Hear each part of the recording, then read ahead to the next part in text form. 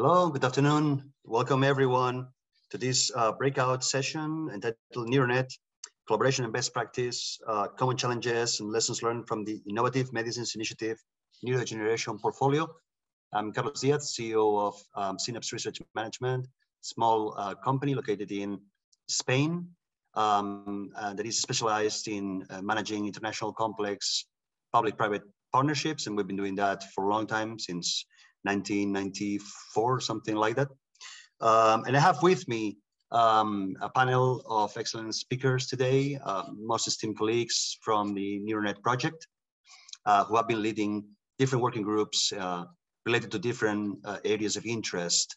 We will go through all of the presentations first. You can use the appropriate function in the platform to ask questions to the speakers, or we'll leave the discussion to the end so that we can have more of a roundtable dynamics towards the end of the session. So let me perhaps start first introducing a little bit and providing some context to the session. I'm coordinating the Neuronet project, co-leading it together with Lennert Steukers, who will speak later on.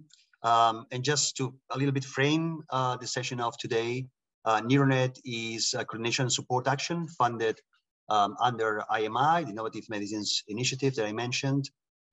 Admittedly, a modest project, relatively small funding compared to most other IMI projects, and it was expected to last for 3 years with a bit of an extension. So it's going to be, in the end, 3.5 years. But, you know, albeit small, the objective was very interesting, I think. It was a special kind of project that was addressing one of the critical problems that we have in research, in my opinion, nowadays, which is that of fragmentation.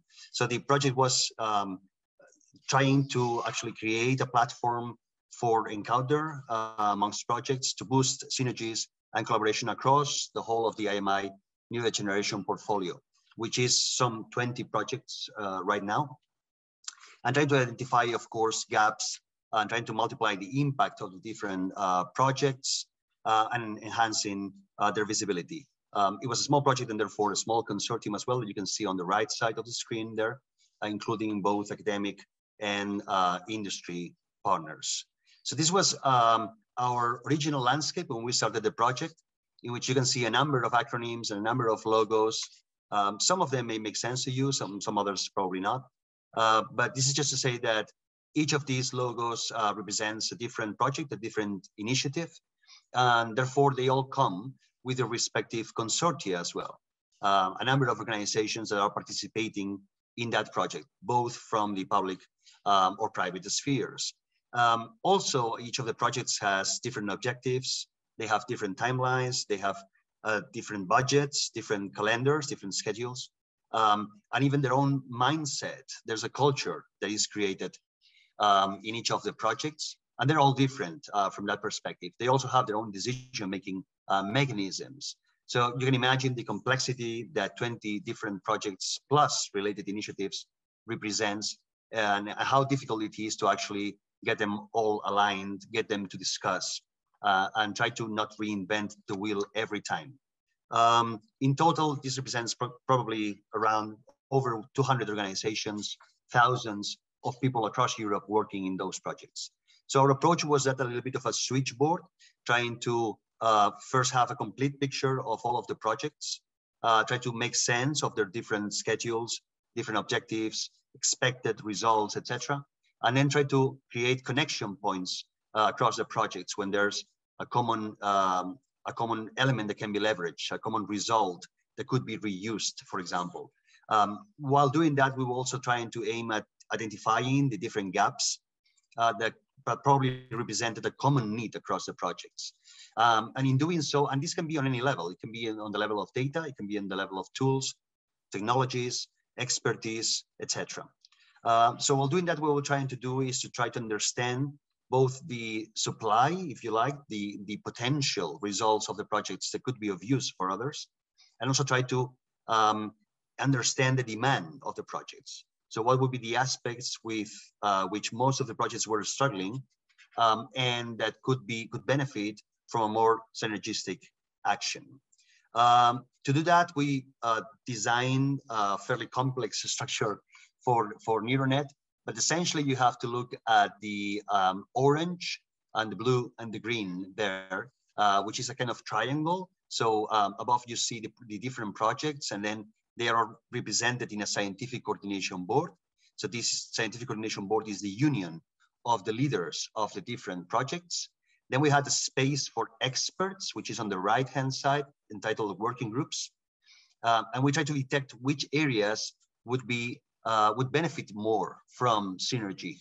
And we detected 4 of those areas. This would be the subject of the working groups.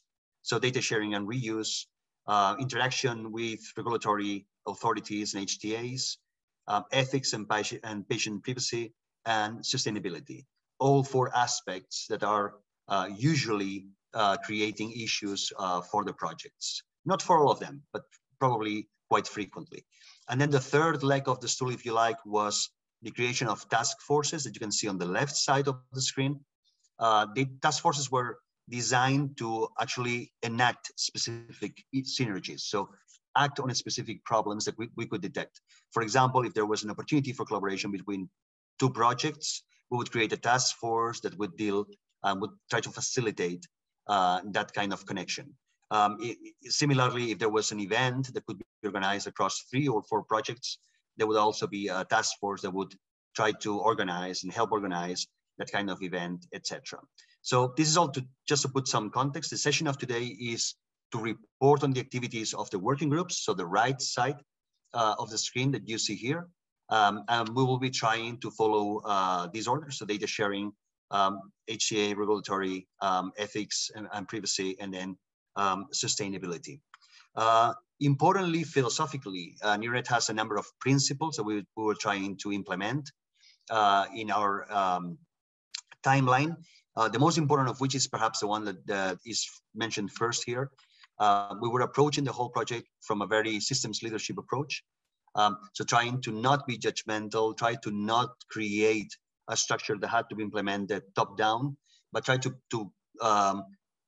come a little bit from the perspective of a more participative structure, try to overcome fragmentation by putting every project on the same level, and just try to facilitate the dialogue. It is, for example, important to highlight that thanks to Neuronet, it was the first time that the 20 project leads were actually sitting around the table. So I think that was already a novelty and perhaps a valuable one. We were also positioning ourselves as a neutral actor, so we don't have an agenda. We don't have a preference for a specific research area or a research field, a specific biomarker, or more preclinical or more clinical. We're just neutral. All projects are equal. All of them are valuable, and let's see what we can get from promoting collaboration across the projects. In doing so, we realize in discussions with the projects that perhaps the notion of project is a little bit misleading, and perhaps it would be better to talk about assets instead of projects. Asset being understood as a specific tangible result that comes out of a specific project. And of course, we're trying to use this a little bit as a cradle for new ideas as well, trying to generate actionable innovation. So you see a summary of the 3 structures again here at the bottom of the slide. The Scientific Collaboration Coordination Board, the working groups, which is going to be the subject of this session, and then also task forces. But I'll be happy to answer any questions that you may have in general about Neuronet. We will also have another session for Neuronet on Wednesday, I think. So, without further ado, I think that as an introduction of what Neuronet is and how to contextualize the work of the working groups, I think that is enough. So we will be sharing our slides, each of the presenters. So let me move to the second speaker. Second speaker is going to be Dr. Lennert Steukers. He holds a master in veterinary medicine, a PhD in microbiology. He has a keen interest in translational and patient-centered medicine. He's currently Associate Director, Clinical Scientist at Janssen Neuroscience R&D. He's responsible for the execution and as such, the translational and operational implementation of clinical, so phase 1 and 2A, study concepts, and translational, phase 0, strategies of candidate interventions and translational paradigms in the early development space. And he has over 8 years of experience working also in public-private collaborations. Currently, the industry lead for IMI Neuronet. So, Lennert, thank you very much. Over to you. So thanks, Carlos, for the nice introduction. And absolutely, I mean, a couple of years already working in public-private partnerships. I think, Carlos, we worked on a couple of projects. It's a bit unfortunate that I don't see any audience. I mean, I kind of like the live discussions very much. But anyway, virtual will have to do for the time being, I guess. So Carlos already explained the let's say the initiative or why we did or devised the working groups.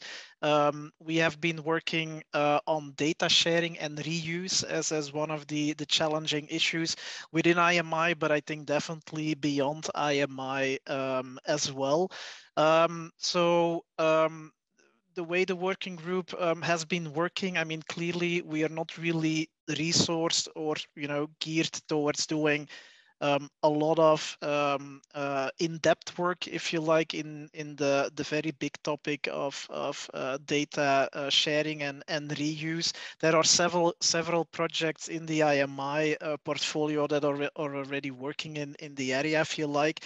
So instead of that, we really we're thinking of drawing upon the expertise that is currently present in these IMI projects. And this is just to give you a bit of an overview of the projects that are involved in the discussions.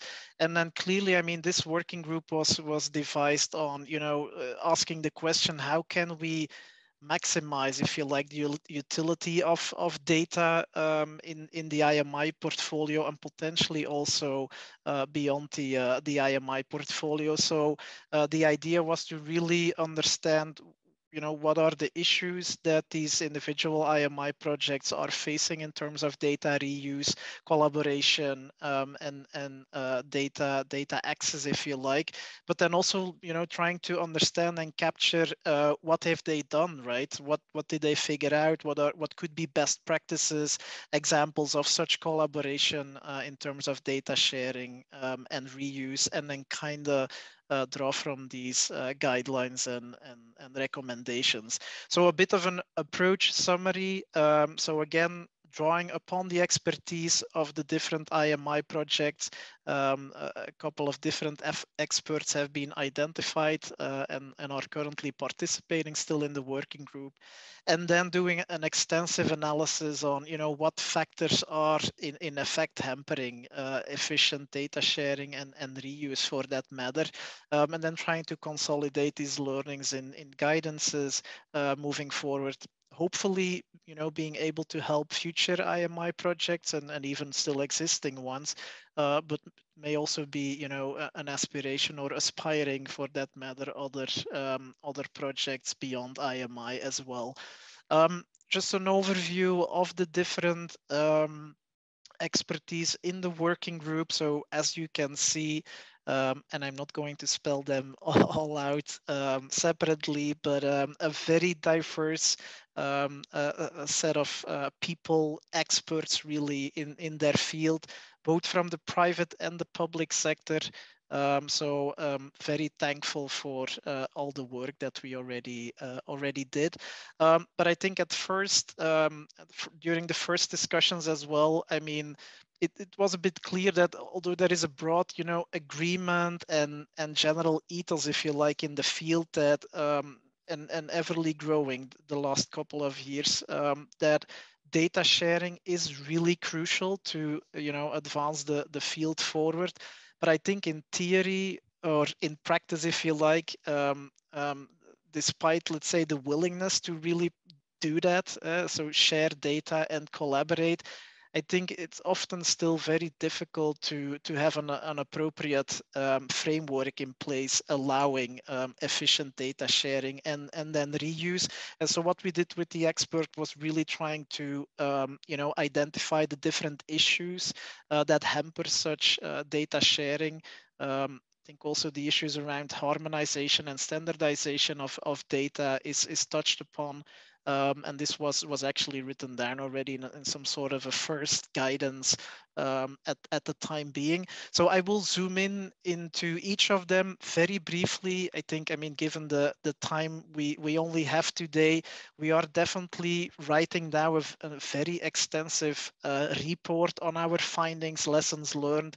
It will become publicly available for sure. So I definitely invite you all to have a closer look at the document when it is final or available. Legal, the very first issue. I mean, and this is something that actually Neuronet also did. So we did conduct an extensive survey probing, the different IMI projects around collaborations they had. And I think one of the most important issues or elements that were raised in terms of what hampered efficient collaboration between IMI projects was definitely legal issues. And I think the most important one was voiced as being long delays due to the nature of preparing such an agreement and then collecting the signatures. I think the issue definitely is that some of these agreements, and because these are consortia, I mean, they are multi-party, between all the partners of a consortium, and that is very challenging. I think what we then also with the experts discussed was, and this is also the recommendations that we have listed down, is like standards for data agreements, templates would be very helpful. A clear definition of the purpose of data sharing. So where will the data sharing, what purpose will it actually serve?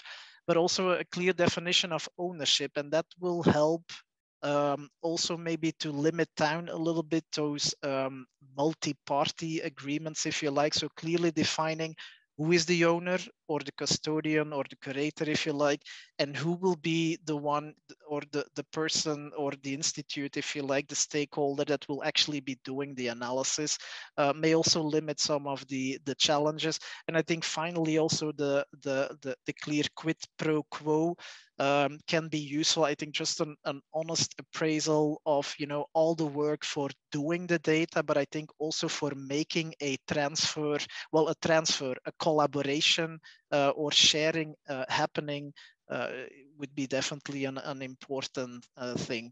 FAIR plus EPAD. So again, the working group is also looking into recommendations or things that the individual projects did. FAIR plus EPAD. They have developed various legal agreements and templates that can definitely help facilitate collaborations. Ethical data protection, I think, again, there it's GDPR. There are definitely pros and cons to it. I think what is difficult at the moment is that the regulation is definitely very much, or was very much needed, but there is also still a lot of room for interpretation. And I think the notion of, for example, I mean, there is no clear lawful basis for secondary data processing in GDPR. The choice, let's say, of legal basis is also left to the individual or the researcher, and there is also no clear definition of scientific research. So I think one of the elements, and I think Ainge, my colleague, will touch upon that, the working group around ethics. I think here it was also clearly voiced, like there is definitely an ethical guidance needed next to GDPR. That needs to go along to really create and reinforce some sort of social norms, right, for an ethical conduct of studies. We also linked with IMI Big Data at Heart to obtain their lessons learned and findings. I think there is one element that I definitely want to highlight, and that is actually the role of and value of local data protection officers. That role is, I think, currently a little bit underestimated in devising appropriate frameworks for data sharing between frameworks or institutions. Organizational. again, I think organizational is really to understand like what are all the stakeholders and the relationships that come into play, you know, when sharing data. An example, for example, clinical studies usually involves a complex hierarchy really of relationships. In a way, at its core, it's the relationship between a clinician and a participant, a study participant, or a patient. But as you can imagine, I mean, if data is acquired in a clinical study and the institution where the clinician works for enters into a consortium in a regional consortium, where there is also some level of data sharing commitment being done, then they enter in some sort of a multi-layered document agreement that very much complicates requirements and hurdles for efficient sharing. So I think there the recommendation from the experts was definitely like, please try to have a good understanding of which stakeholder are placed where, if you like, what laws are they subject to, and what aspects of data sharing they can control. We actually made some kind of a matrix in our output to really outline these organizational positioning, if you like, and understanding. Technical, very broad, I think. Clearly, you have your infrastructure piece.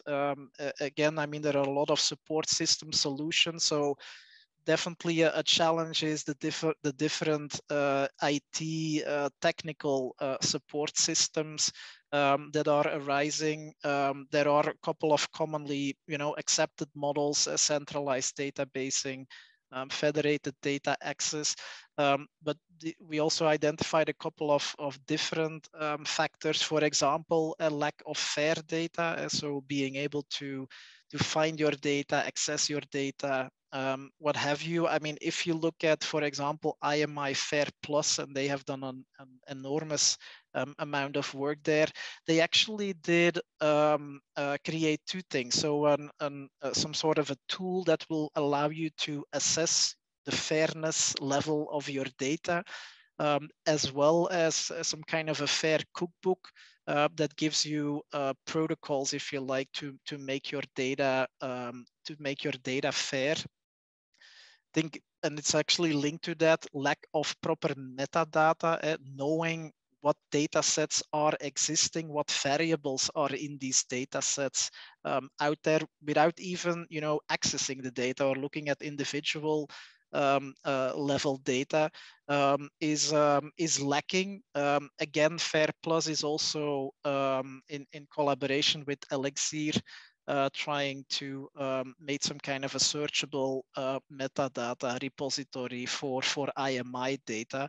So also there the learnings have been captured. I think also pseudonymization, anonymization, and consent. Ange will definitely touch upon that as well. But I think here the key message is definitely support systems should in a way always be, or it should go hand in hand, if you like. A support system should also have a good understanding, or provide a good understanding, like what is the nature of the data, where does the data come from, for which purpose has it been collected, because that will definitely help further analysis and interpretation of the results. And as data is really growing, is there also the need to have a better way of visualizing and understand the data. Moving to the next one, motivational, psychological, social. Again, there are definitely the social dynamics of sharing, understanding each stakeholder as its own priorities. In networks collaboration, there is always some level of trustworthiness, reliability that comes into play. But I think on the other hand, and that's also something that is of course key, motivational. Again, linking back to the honest appraisal of and the research quid pro quo, I think better incentivize and making sure people are reimbursed for financial time and cost is really critical. And we also made a couple of proposals in our recommendations document.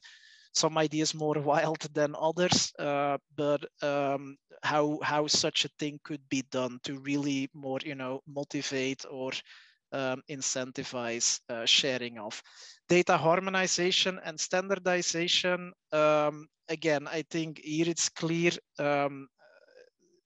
As we have much more data, with their own set of objectives, there is definitely a need to get a better understanding around a common data model, the use of standards, and what have you. So that's definitely a key thing as well, especially as you know that I think more than 80% of our time is spent curating before actually do the analysis. So I think there are definitely a couple of recommendations that we have through IMI, Eden, and Radar AD on data standards and a common data model.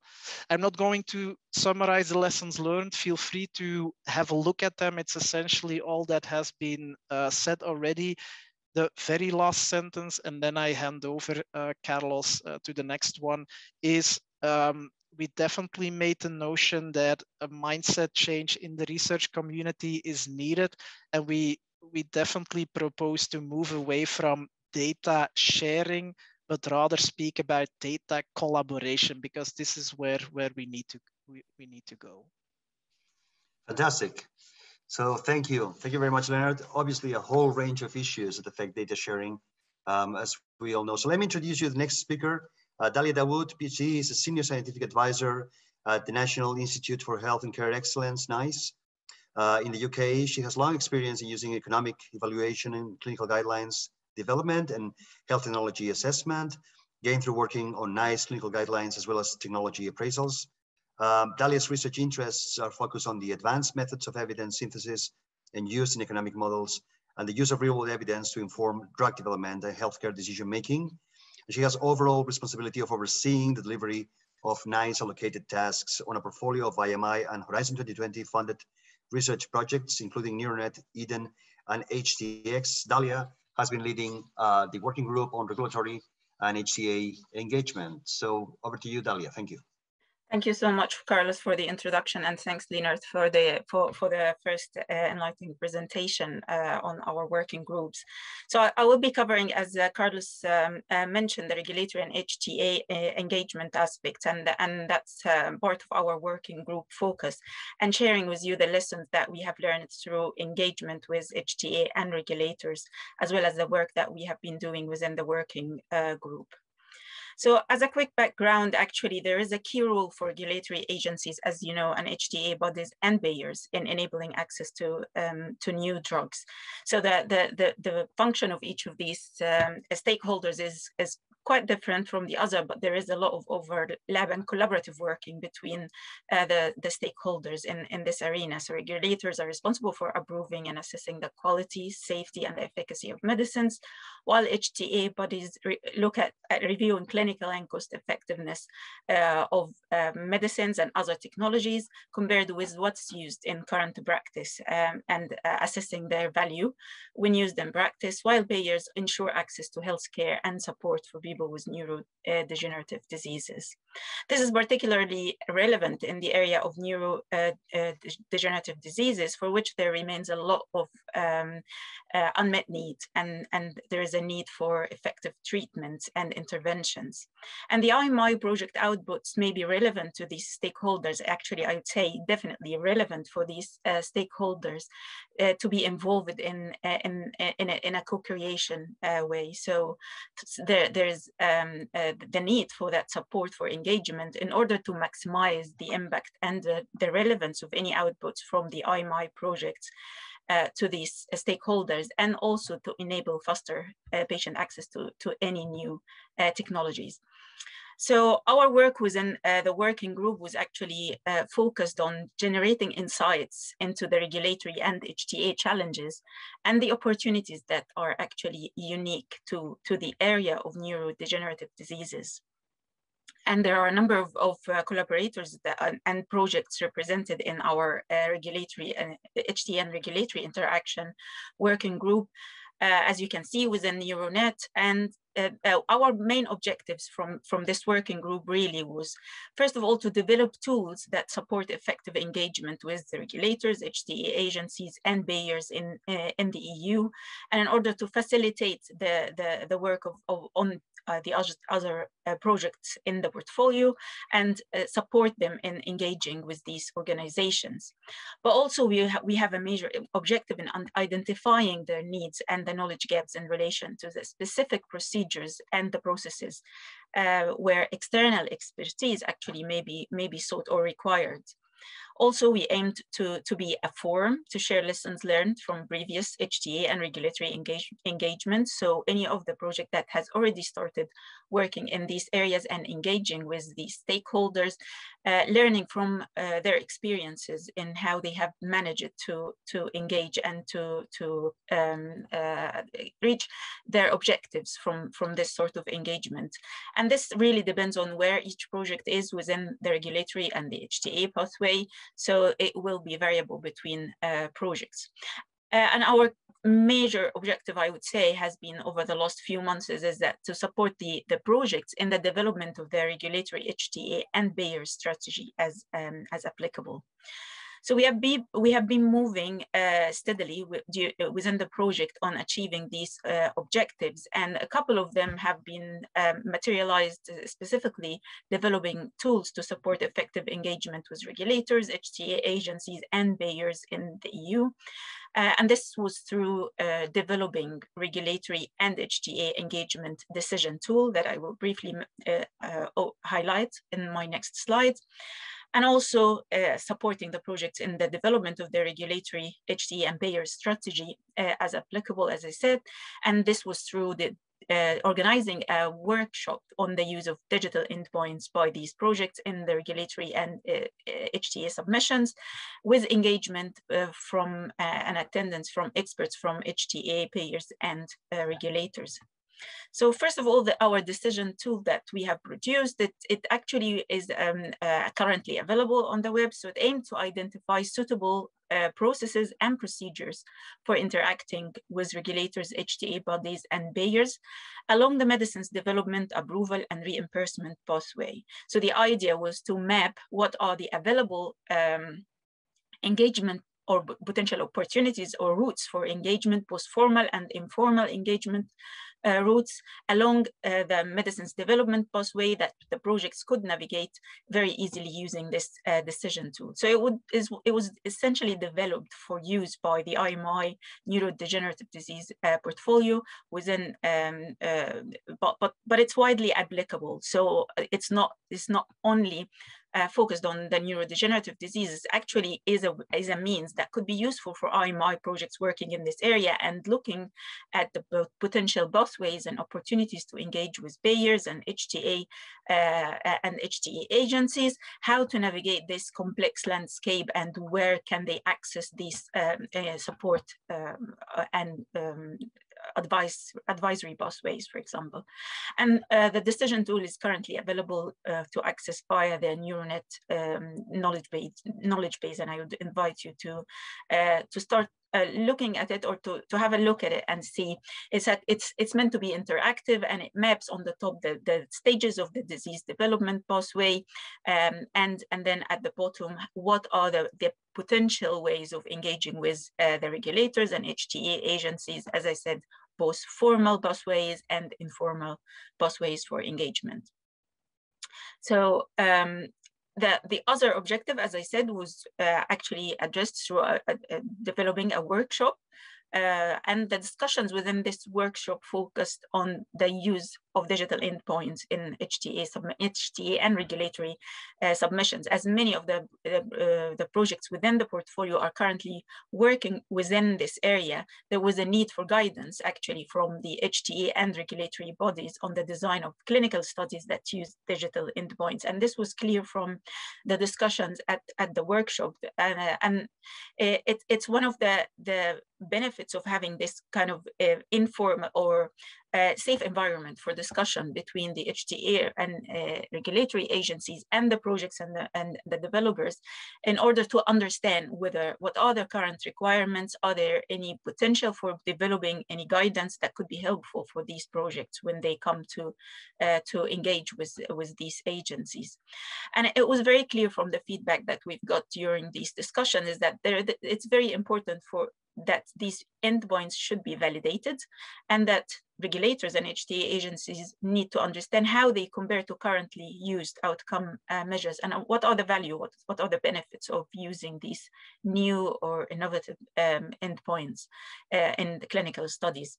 There was actually from both sides keen interest on informal opportunities for engagement as well with the regulators and the HTA agencies, but also from the regulators and HTA agencies to engage with the projects in an informal environment to help support them.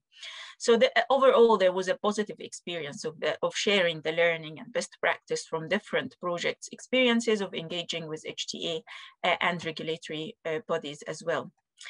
And in terms of our lessons that we have learned through this process so far, is that that common problems require actually joint working within the project portfolio. So it's very important for the projects within the portfolio, and this is the role of Neuronet actually. And what we are trying to achieve is that to do this or to facilitate the joint working between the projects, so that there's a coordinated approach. The coordinated approach within the portfolio for the engagement with HTA and regulatory agencies through the working group would be the most effective. Also, it was very clear, as I said, that HTA and regulatory agencies are open for informal engagement, particularly in innovative areas where methods are still in early stages of development, and actually engaging with a multitude of stakeholders would be very helpful for the regulators and HTA agencies and Bayer in order to develop their own methods in these innovative areas. This is in addition to and not instead of formal engagement. So there are formal engagement routes that we have tried to outline in the decision tool, such as the scientific advice available from regulatory and HTA agencies. So what we are proposing in terms of the informal engagement is not really in lieu or is not an alternative to the formal engagement, but it's actually in the very early stages, this informal engagement is very helpful for both parties. And we hope that the working group is actually facilitating this.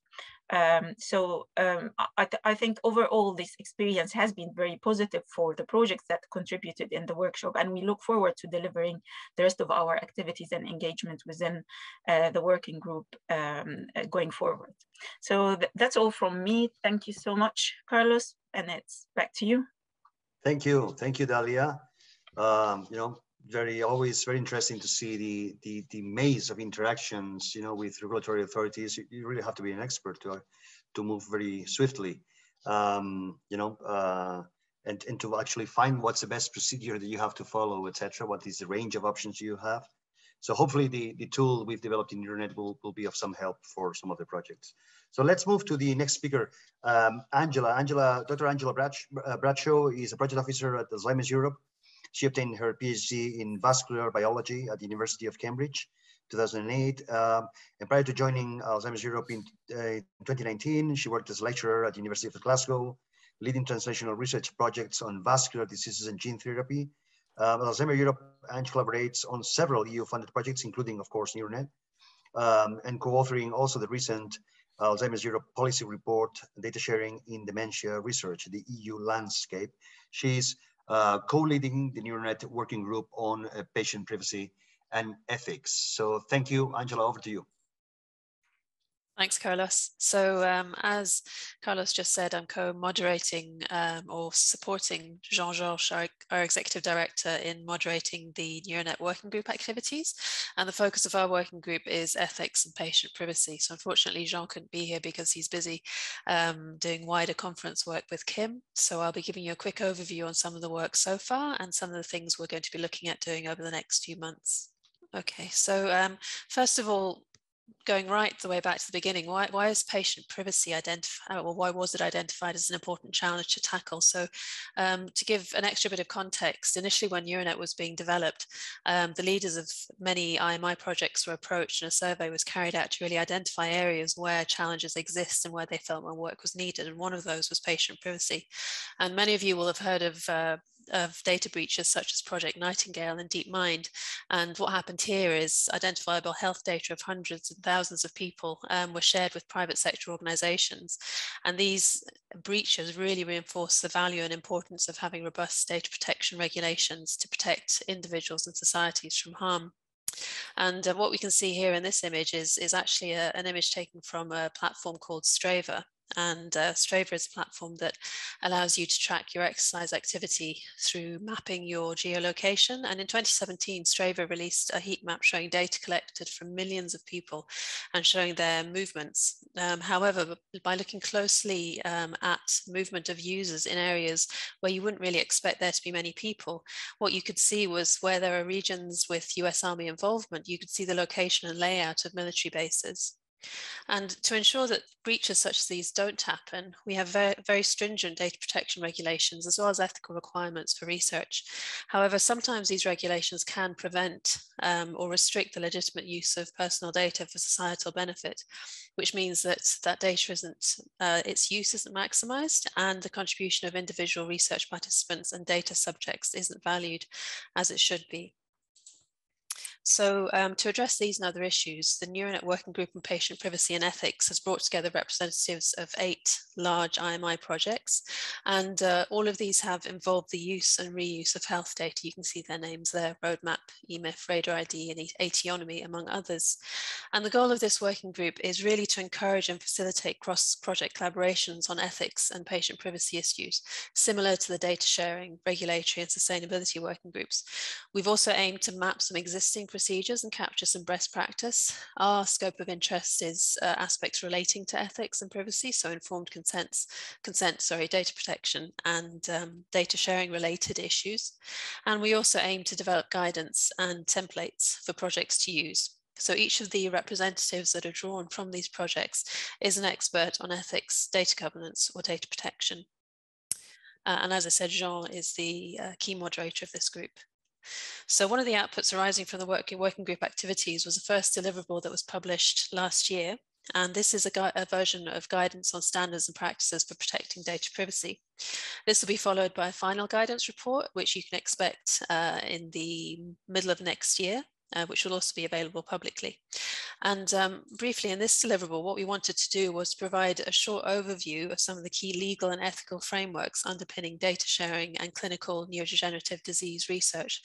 And in concert with the members of the working group, we spoke about the major challenges and considerations in relation to data protection and ethics. And those are outlined in the box above. So as Lennert alluded to, there are challenges around the implementation of the GDPR, such as what is personal data, how is it defined? Also, the research exemption can be challenging to interpret for projects and for institutions, and the research exemption is a derogation that enables the use of data about health for scientific research. And 2 other key topics are anonymization and pseudonymization of personal data. For discussion points around that we identified with the members of the working group, we spoke about the identifiability of data such as the data arising from brain imaging scans and how that can be considered personal data, how it should be anonymized. Controllership is another issue that's facing a lot of IMI projects where you have multi-site clinical trials, multi-site cohort studies taking place. How are data controllers and processors identified in these trials, and how are their roles allocated? Pseudonymization, as I mentioned just now, is a big challenge. And at the moment, there is potentially a lack of clear standards and practices so that projects can easily or appropriately anonymize and pseudonymize their data. And finally, member state derogations are a challenge. These can have a particular impact on pan-EU clinical research projects, such as those organized by IMI projects.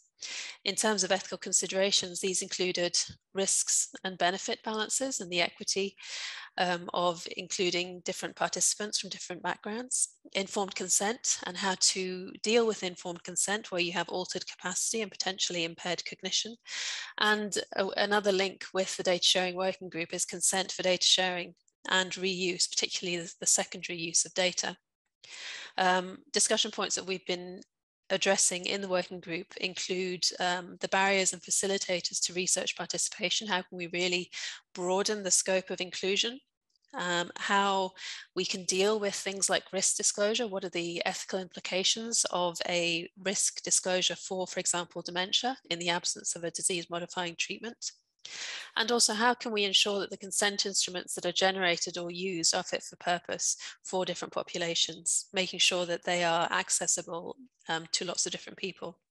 And a final question really is public involvement. And this is something really that Alzheimer Europe has a strong commitment to and strong experience in.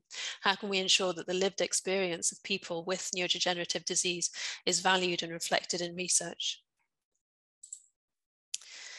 So an important objective for the working group is really to understand the scope of ELSI work being carried out in IMI projects and to identify areas of good practice similar to the other two working groups.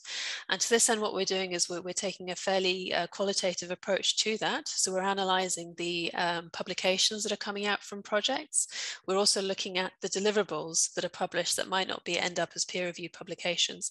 And we're addressing some of these topics within the working group to really flesh out and build on the topics that are addressed in those publications and deliverables. And looking at publications which are all available on the Neuronet knowledge base, what we found is there are a few key themes and a few key topics that are really strongly coming out of these publications. So public involvement is luckily and very, I'm very happy to see is a strong feature from publications such as those arising from Roadmap, RADAR-ID and EPAD. The ethics of risk prediction are topics that are addressed by projects such as EPAD and AMIPAD, which are dealing with the earlier stages in the Alzheimer's disease continuum. The topic of stigma is proactively being addressed by a number of projects.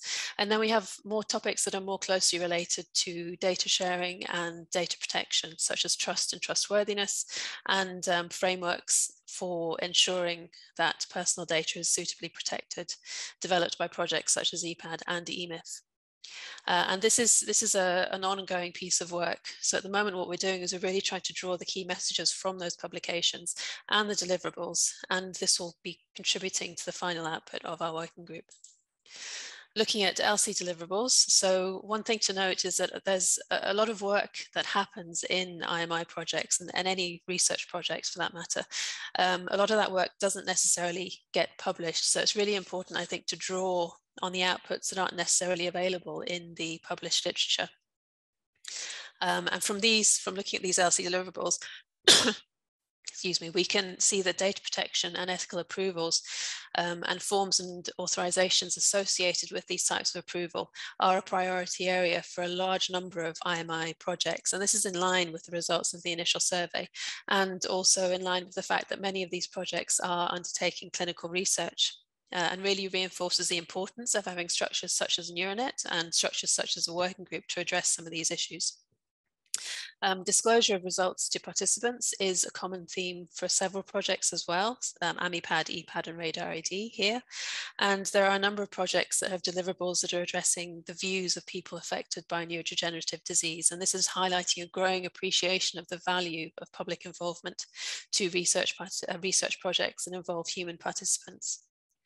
So Neuronet will be coming to a close next year. But in the meantime, there's still a lot of work that's happening in the working groups, including ours. So as I mentioned earlier, we're looking at a mapping exercise on ELSI work from projects, looking at these deliverables publications and speaking to the partners and people involved.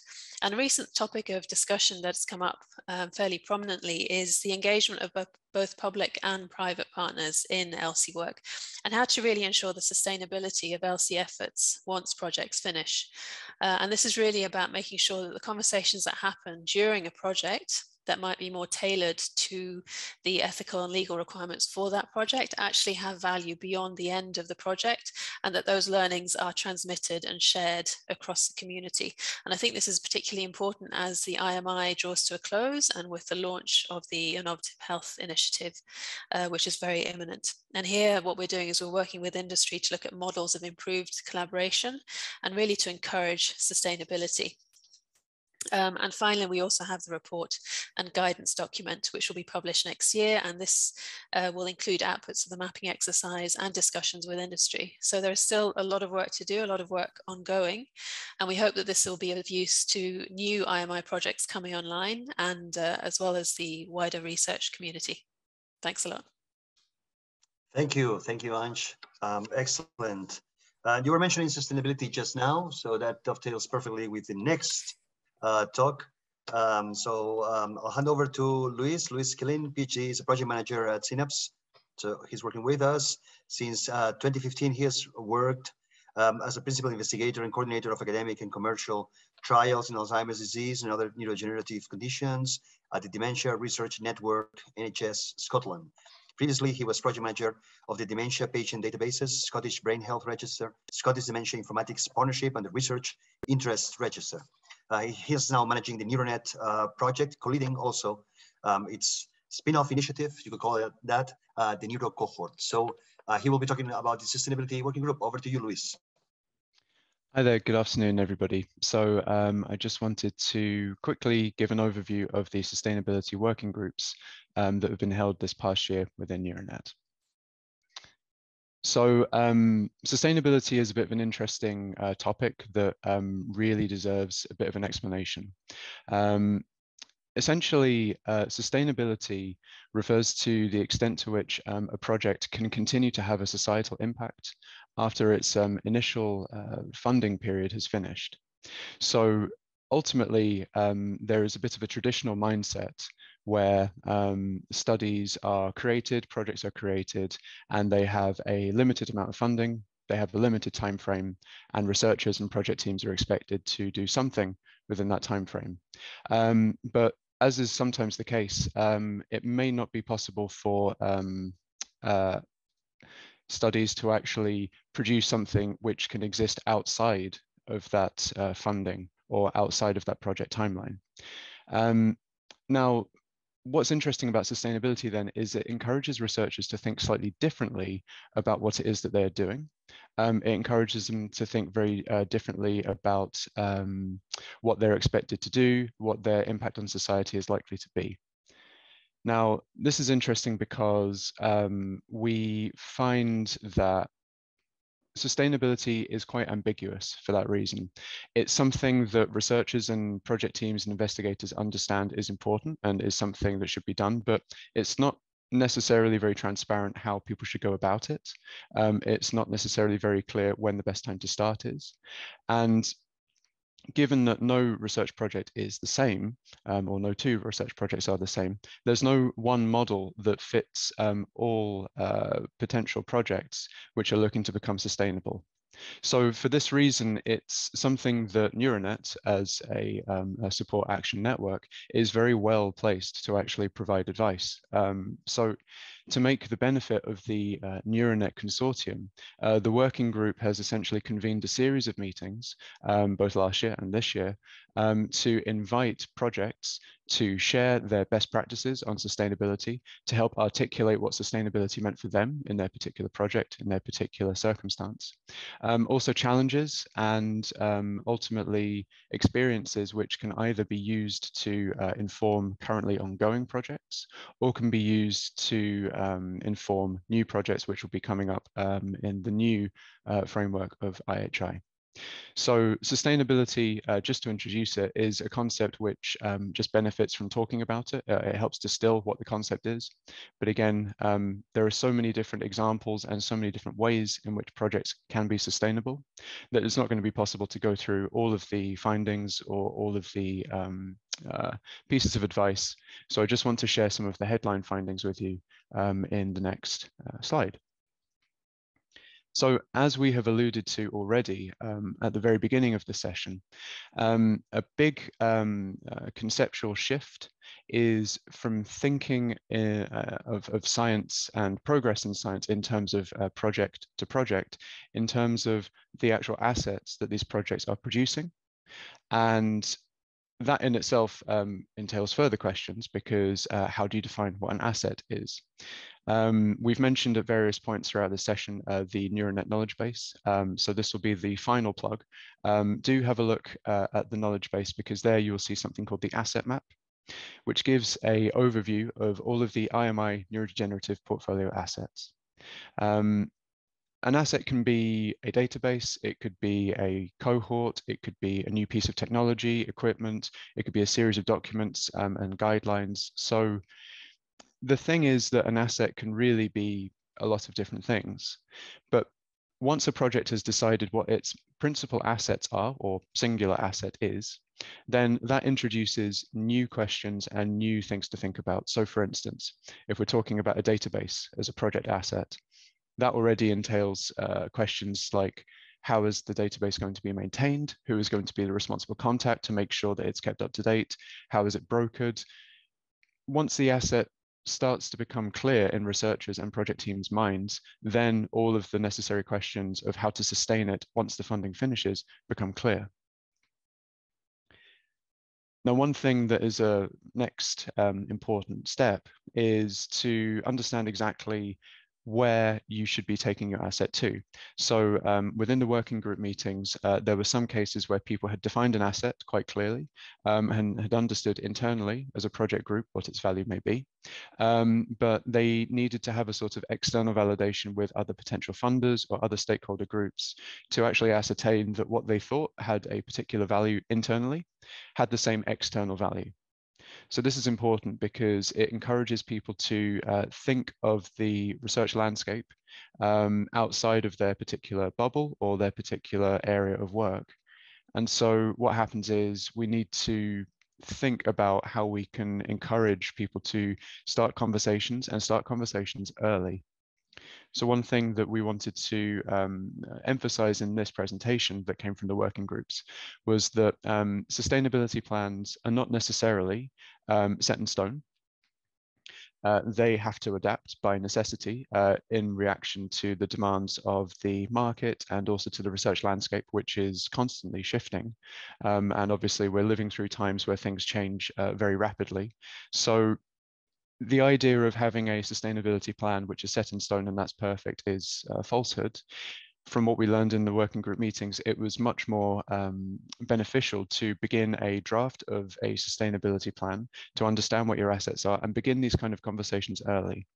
Then as you get more information, as you get more experience, as the idea of the assets gets refined, then the sustainability strategy gains some slight maturity. One of the most interesting working group meetings was held in May this year, where previous meetings were dedicated to projects and project teams talking about their best experiences, practices, and ways in which they sort of thought about sustainability themselves. But in May, we were very lucky to be able to invite the developers of the Scaling Innovation Field Manual. And in this meeting, we invited the IMI neurodegenerative project leads and academic leads to hear about the field manual, as it has been designed to help researchers and investigators to think about sustainability. So the field manual is essentially a step-by-step process which is available for people to access through the IMI website under the banner of resources for projects. And this field manual encourages researchers and investigators to think about what it is they are producing, the landscape in which they are working in, who are the motivators, who are the drivers of producing these assets, who is the intended audience, how can it be scaled up. So these are considerations which maybe from experience, researchers and teams come to slightly later.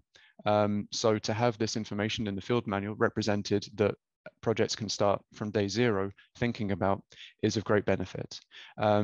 So you'll be able to access the field manual through the IMI website, but then you'll also be able to see that there is a link to a masterclass. This masterclass is dedicated to just go through the process to help conceptualize what is meant by going through the field manual to develop a sustainability strategy. So as promised, that was a very quick overview of the sustainability working group meetings. You will be able to check the IMI website to have a look at the deliverables that have been produced. The first deliverable has been deliverable 3.5. That is a bit more in-depth reading of some of the findings from these working groups if you wanted to read. But as with my colleagues, we are working on producing the next deliverable, which will be produced in the next year, which will ultimately represent the final guidance for sustainability. And with that, I'll stop for discussion. Thank you. Thank you, Luis. Thank you. So we've seen a summary of the activities and results from all 4 working groups in this session. I hope it was informative for the audience. And then we have a couple of questions from the audience already. Of course, you can use the appropriate function, in your platform to actually ask any question you can think of to us. So the first one, perhaps for you, Ange. I think it's, does your work look at the rights of participants to access their own data and what ownership or lack of they have? Yeah, it's a really good question, and actually it's a prominent question for a lot of research projects, particularly now when people are becoming more aware of the scope of data that's being collected and the value that that data can have. So from a research perspective, people are now understanding that the data that's collected in research projects can have value for routine healthcare decision making as well. And I think one challenge really, and this is more maybe a data sharing or a regulatory challenge, is how to make sure, how to find channels to transfer the data that's collected in the research context and make sure it has benefits in the clinical context as well. So at the moment, there are barriers that are present, and that is really to protect, in part to protect the privacy of research participants. But in the future, it would be nice to see that that data has a bit more freedom and is able to move more openly between researchers and clinicians, but also from researchers to the participants, who are the ultimate, I guess, providers of that data.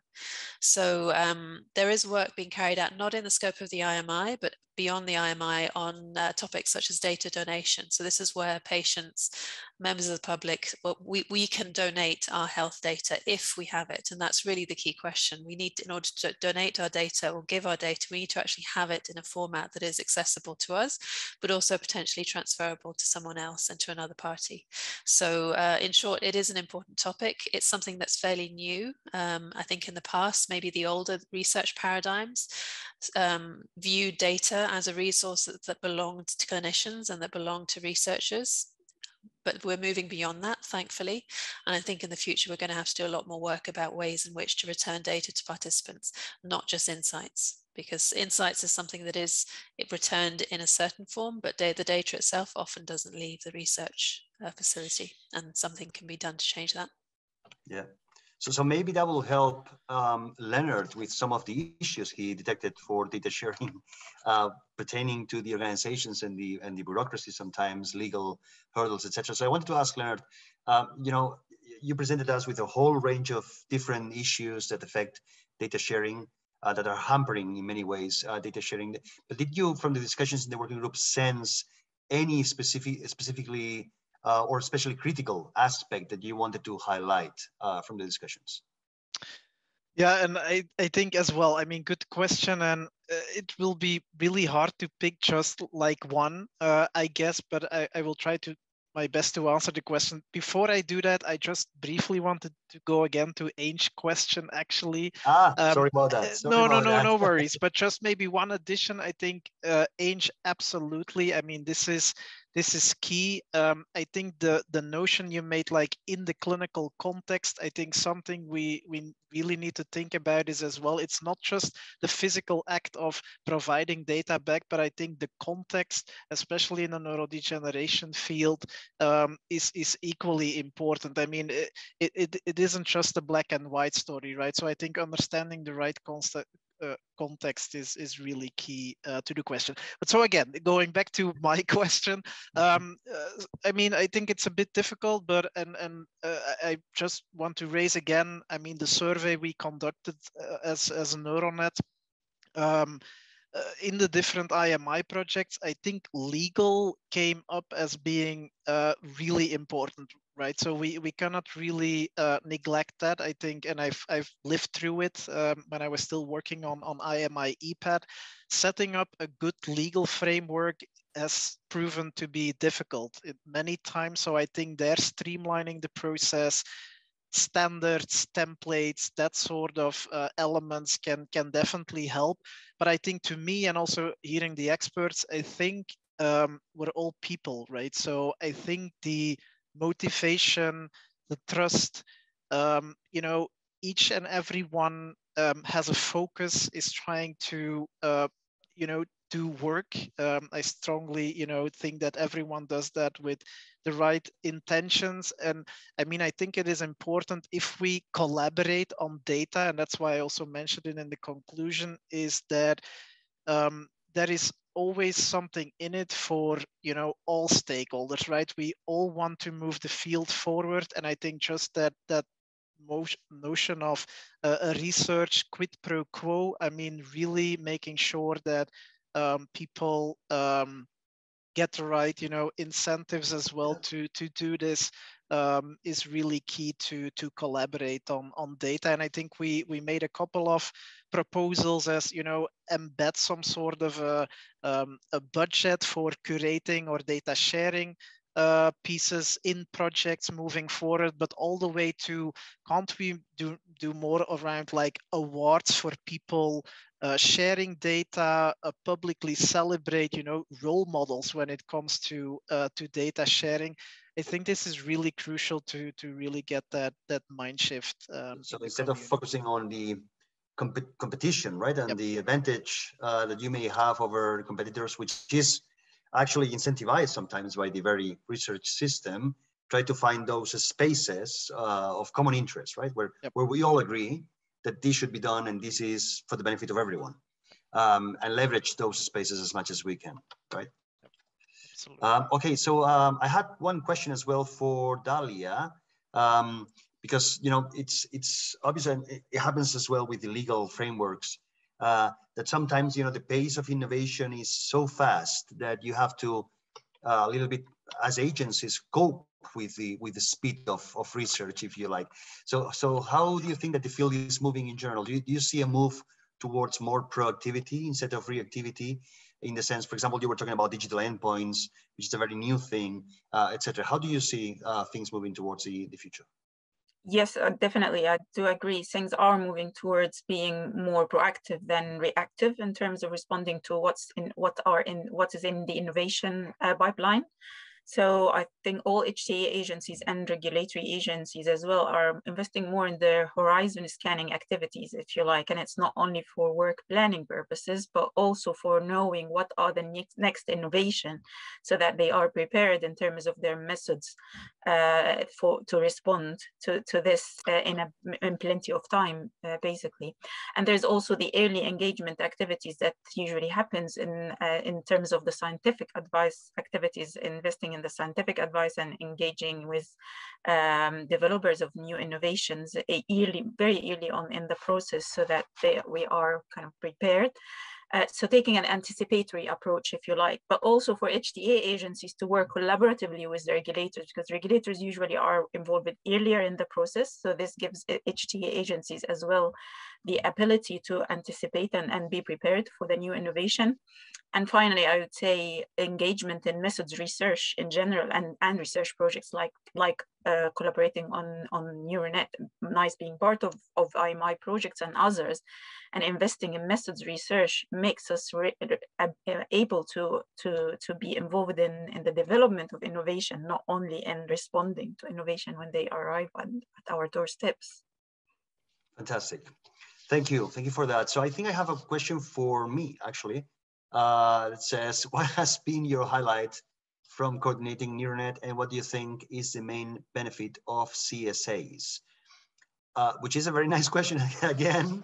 I think that but of course, I mean, all of you have been working in Neuronet as well, so feel free to chip in. I think what probably the most important for me in Neuronet has been to generate the awareness about the fragmentations. Sometimes people are so closed within their own projects that they create kind of mini worlds, you know, in which everything makes sense, but they're a little bit siloed from the outside world, at least for 5 years, the 5 years that the project lasts. Yeah. So every project tries to solve every problem themselves in isolation, which of course leads to a lot of redundancy, a lot of inefficiencies, sometimes problems that linger for a long time. So I think that generating that kind of general awareness that fragmentation is not a good thing, you know, and you shouldn't try to solve your problems alone, and you should talk to others, you know, while you're doing your project. This is not a war that you have to fight alone.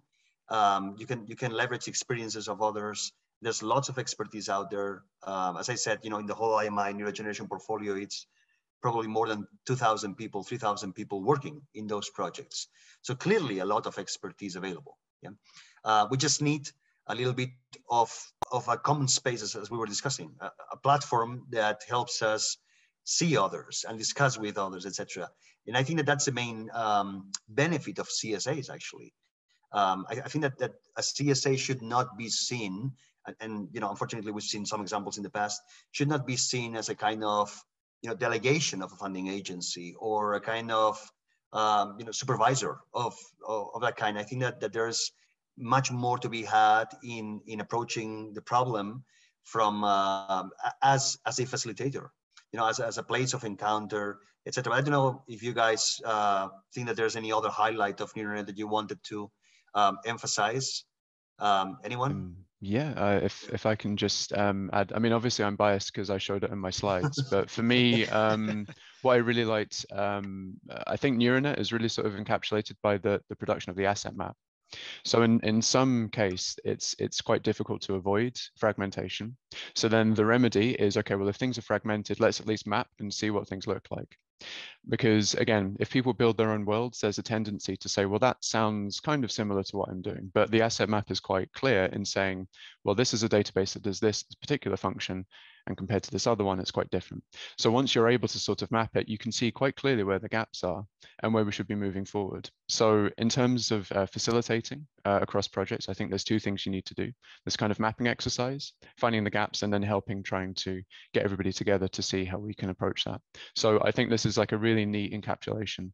And I would be saying that if I hadn't just shown it, but yeah, for me, I think that's quite a cool output of the project.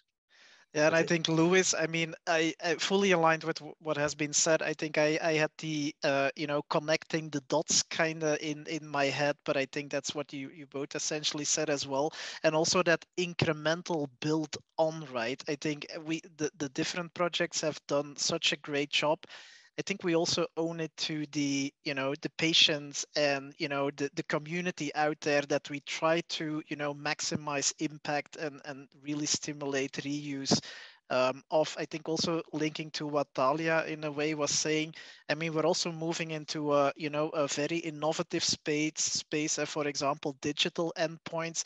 Everyone is still, you know, trying to understand, you know, better what these digital outcomes, these digital endpoints are and how they are linked with the different diseases. But I think also there joining forces, you know, moving away from those silos. I think everyone is gathering data, proof, evidence, this is what the regulators are waiting for, right? So let's join forces. Fantastic. Yep, Dalia. Yeah, I just wanted to add also that one of the highlights, I guess I'm a newcomer to the project, but one of the highlights I think is the ability to provide input in a number of projects at the same time, because there isn't the ability, for example, for HTA agencies to be involved in every single project. So the ability to be able to provide input into a portfolio of projects at the same time that have common as well as diverse topics at the same time, this is very helpful as well from our point of view. Fantastic. Anything you want to add, Anj? Yeah, I think just bringing all those points together, I think the advantage from from the Alzheimer Europe perspective is really getting that portfolio view. So one thing that's been raised, and I think everyone would agree, that there is a lot of research happening out there. The landscape is very diverse, and even beyond research, there are many initiatives for data sharing, for patient privacy, for ethics, for addressing different challenges with digital endpoints, etc., etc. And something that has really helped us as an organization with Neuronet is really seeing what's out there and how they're connected, and maybe getting an insight into what those connections are, what might have been in the funding agencies' heads when they were trying to organize their funding streams and when they were allocating funding, and really what that could potentially mean to patients and the general public as ultimate beneficiaries of that research. Because I think a lot of that time people feel a little bit disconnected from research. They don't really see themselves reflected in it unless they are actively participating in it. And I think it's very important to engage with patient associations and advocates to really emphasize that there is that connection there. There is a thought process that goes into developing these research programs. Absolutely. And I think that's where Neuronet can really have great value in showing that coherent and cohesive thinking and breaking down the barriers that fragment our research silos. Fantastic. So please make sure you check the Neuronet website frequently because you will see there all the updates, all the documents that we've discussed today, etc. I hope it was an interesting session, informative session for everyone. Thank you to all of the speakers. Thanks to Alzheimer Europe for inviting us and for organizing this session. And I hope you enjoy the rest of the conference. So thank you very much.